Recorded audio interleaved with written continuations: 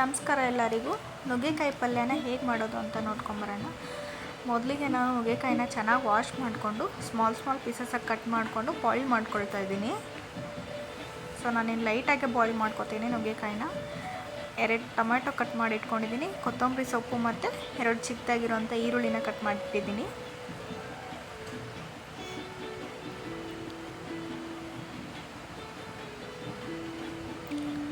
ಪಾತ್ರೆ ಇಟ್ಕೊಂಡ್ಮೇಲೆ 2 table spoon oil ಹಾಕ್ಕೊಂಡಿದ್ದೀನಿ. Oil ಬಿಸಿ ಆದಮೇಲೆ ಕರಿಬೇವು ಸೊಪ್ಪು ಹಾಕ್ತಾಯಿದ್ದೀನಿ. ಕರಿಬೇವು ಸೊಪ್ಪು ಚೆನ್ನಾಗಿ ಫ್ರೈ ಆಗಿದ ತಕ್ಷಣ ಕಟ್ ಮಾಡಿ ಇಟ್ಕೊಂಡಿರೋ ಅಂಥ ಈರುಳ್ಳಿನ ಮಿಕ್ಸ್ ಮಾಡ್ಕೊಳ್ಳಿ.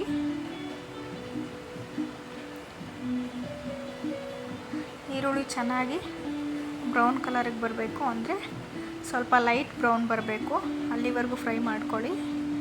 ಈರುಳ್ಳಿ ಈ ಥರ ಕಲರ್ ಬಂದಾಗ ನಿಮಗೆ ಎಷ್ಟು ಬೇಕೋ ಅಷ್ಟು ಸಾಲ್ಟನ್ನ ಆ್ಯಡ್ ಮಾಡ್ಕೊಳ್ಳಿ.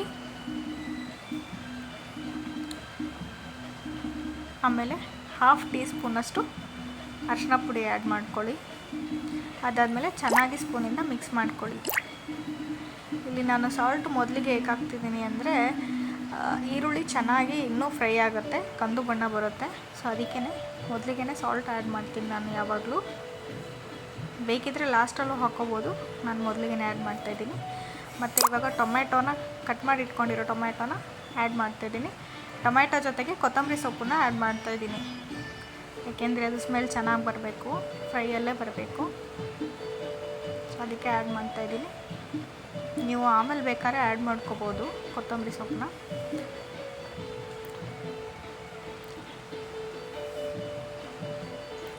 ಚೆನ್ನಾಗಿ ಮಿಕ್ಸ್ ಮಾಡ್ಕೊಳ್ಳಿ.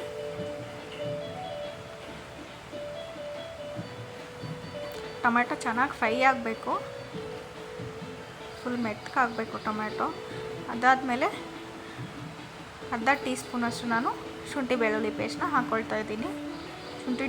ಶುಂಠಿ ಬೆಳ್ಳುಳ್ಳಿ ಪೇಸ್ಟ್ ಹಾಕ್ಕೊಂಡ್ಮೇಲೆ ಚೆನ್ನಾಗಿ ಮಿಕ್ಸ್ ಮಾಡ್ಕೊಳ್ಳಿ ಮತ್ತು ಸ್ಪೂನಿಂದ. ಅದು ಆಲ್ರೆಡಿ ಮೆತ್ತಗಾಗಿದೆ ಟೊಮೆಟೊ, ಇನ್ನೊಂಚೂರು ಮೆತ್ತಗಾಗಬೇಕು.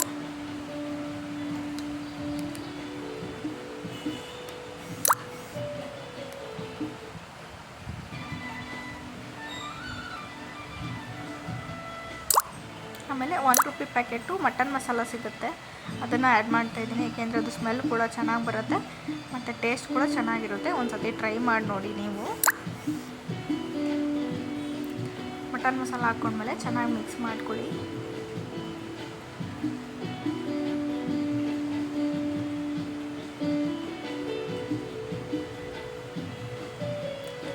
ಟೊಮೆಟೊ ಇನ್ನೂ ಮೆತ್ತಗಾಗಬೇಕು. ಅದಾದಮೇಲೆ ನಾನು 2.5 ಟೀ ಸ್ಪೂನಷ್ಟು ಖಾರ ಪುಡಿ ಹಾಕ್ಕೊತಾ ಇದ್ದೀನಿ, ಯಾಕೆಂದರೆ ನಮಗೆ ಖಾರ ಜಾಸ್ತಿ ಬೇಕು. ಸೊ ಅದಕ್ಕೆ ನಿಮ್ಗೆ ಎಷ್ಟು ಬೇಕು ಅಷ್ಟನ್ನು ಖಾರ ಆ್ಯಡ್ ಮಾಡ್ಕೊಳ್ಳಿ. ಖಾರ ಆ್ಯಡ್ ಮಾಡಿದ್ಮೇಲೆ ನಿಮಗೆ ಚೆನ್ನಾಗಿ ಮಿಕ್ಸ್ ಮಾಡ್ಕೊಳ್ಳಿ. ಅದು ತಳ ಹಿಡಿಯೋ ಚಾನ್ಸಸ್ ಇರುತ್ತೆ, ಅಂದರೆ ಸೀದೋಗುತ್ತೆ, ಸ್ವಲ್ಪ ಕೈ ಆಡಿಸ್ಕೊಂಡಿರಿ.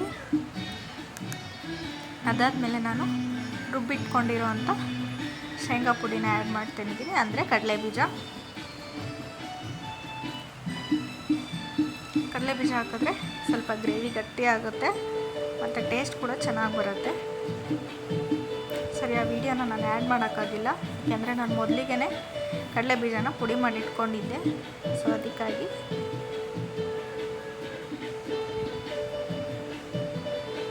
ಕಡಲೆಬೀಜ ಆ್ಯಡ್ ಆದಮೇಲೆ ಬೇಯಿಸ್ಕೊಂಡಿರೋ ಅಂಥ ನುಗ್ಗೆಕಾಯಿನ ಆ್ಯಡ್ ಮಾಡ್ಕೊಳ್ತಾ ಇದ್ದೀನಿ. ನುಗ್ಗೆಕಾಯಿನ ಆ್ಯಡ್ ಮಾಡಿಕೊಂಡು ಚೆನ್ನಾಗಿ ಮಿಕ್ಸ್ ಮಾಡ್ಕೊಳ್ಳಿ. ಫುಲ್ ಗ್ರೇವಿ ಎಲ್ಲ ನುಗ್ಗೆಕಾಯಿಗೆ ಮಿಕ್ಸ್ ಆಗೋ ಥರ ನೀವು ಸ್ಪೂನಿಂದ ಮಿಕ್ಸ್ ಮಾಡ್ಕೊಳ್ಳಿ.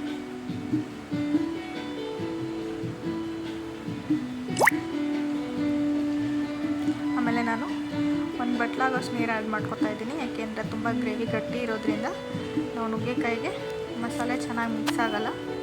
ಸೊ 2 to 3 ಮಿನಿಟ್ಸ್ನ ಅದನ್ನು ಬೇಯಿಸ್ಕೋಬೇಕಲ್ಲ. ಸೊ ನೀರನ್ನು ಆ್ಯಡ್ ಮಾಡ್ಕೊಳ್ಳಿ. ಮೊದಲಿಗೆ ನುಗ್ಗೆಕಾಯಿನ ಸ್ವಲ್ಪನೇ ಬಾಯ್ಲ್ ಮಾಡ್ಕೊಳ್ಳಿ, ಯಾಕೆ ಅಂದರೆ ನುಗ್ಗೆಕಾಯಿ ಫುಲ್ ಮೆತ್ತಗಾಗಿ ಹೋದರೆ ಗ್ರೇವಿಯಲ್ಲೇ ಉಳ್ಕೊಂಬಿಡುತ್ತೆ, ನುಗ್ಗೆಕಾಯಿ ಒಳಗಡೆ ಏನೂ ಇರಲ್ಲ ಗಿಣ್ಣು. ಸೊ ಅದಕ್ಕೋಸ್ಕರ ನಾನು ಹಾಫ್ ಬಾಯ್ಲ್ ಮಾಡ್ಕೊಂಡಿದ್ದೀನಿ. ಆಮೇಲೆ ಲಿಡ್ ಕ್ಲೋಸ್ ಮಾಡ್ತಾಯಿದ್ದೀನಿ. 2 to 3 ಮಿನಿಟ್ಸು ಲಿಡ್ ಕ್ಲೋಸ್ ಮಾಡಿಟ್ಟಿರಿ. ಚೆನ್ನಾಗಿ ಬೇಯಬೇಕು. ಅದಾದಮೇಲೆ ಓಪನ್ ಮಾಡ್ಕೊಳ್ಳಿ. 2 to 3 ಮಿನಿಟ್ಸ್ ಬೆಂದಮೇಲೆ ನೋಡಿ ಹೇಗೆ ಕುದೀತಿದೆ ಅಂತ. ಆ ಥರ ಕುದಿ ಬಂದಮೇಲೆ ಇನ್ನೊಂದು ಸತಿ ಮಿಕ್ಸ್ ಮಾಡ್ಕೊಳ್ಳಿ. ನೋಡ್ತಿರ್ಬೋದು ಹೇಗೆ ಬೆಂದಿದೆ ಅಂತ. ಜಾಸ್ತಿ ಬೇಯಿಸೋಕ್ಕೆ ಹೋಗಬೇಡಿ, ಯಾಕೆಂದರೆ ನುಗ್ಗೆಕಾಯಿ ಆಲ್ರೆಡಿ ಬೆಂದಿರುತ್ತೆ. ನಮಗೆ ಒಗ್ಗರಣೆಲಿ ಒಂಚೂರು ಬೆಂದರೆ ಸಾಕು. ಜಾಸ್ತಿ ಬೆಂದರೆ ಅದೆಲ್ಲ ಒಳಗಡೆ ಮಿಕ್ಸ್ ಆಗುತ್ತೆ. ಸೊ ನಾನು ಗ್ಯಾಸನ್ನ ಆಫ್ ಮಾಡ್ತಾಯಿದ್ದೀನಿ. ನಿಮಗೆ ಈ ವಿಡಿಯೋ ಇಷ್ಟ ಆದರೆ ಲೈಕ್ ಮಾಡಿ, ಶೇರ್ ಮಾಡಿ, ಸಬ್ಸ್ಕ್ರೈಬ್ ಮಾಡ್ಕೊಳ್ಳೋದನ್ನು ಮರಿಬೇಡಿ. ಏನಾದರೂ ಮಿಸ್ಟೇಕ್ಸ್ ಇದ್ದರೆ ದಯವಿಟ್ಟು ಕಮೆಂಟ್ ಮಾಡಿ. Thank you so much.